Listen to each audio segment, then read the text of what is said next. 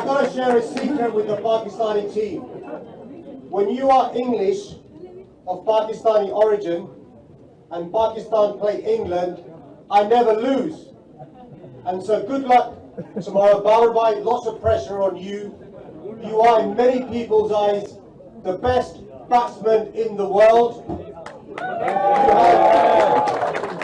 We have the best, Pakistan has the best trio of pace bowlers in the world. But tomorrow you're up against the world champions. We know the final last time was close between England and Pakistan. But I want you to remember how you felt when Pakistan won the World Cup in 1992.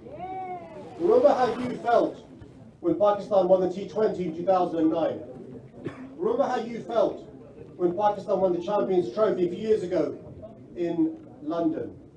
That is what you can do by uniting a nation and igniting passions. And in the country of Pakistan, we know there are challenges.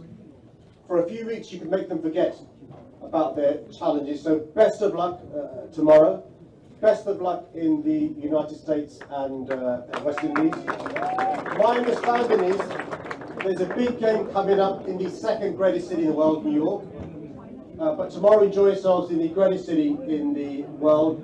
I've got to say this though to the Pakistani team.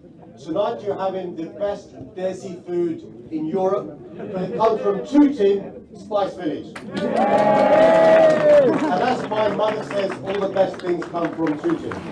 So to the Pakistani team, enjoy yourselves while you're in London. To the Interior Minister, to the Chairman of the Pakistani Cricket Board, have an enjoyable 2, 3, 4 weeks.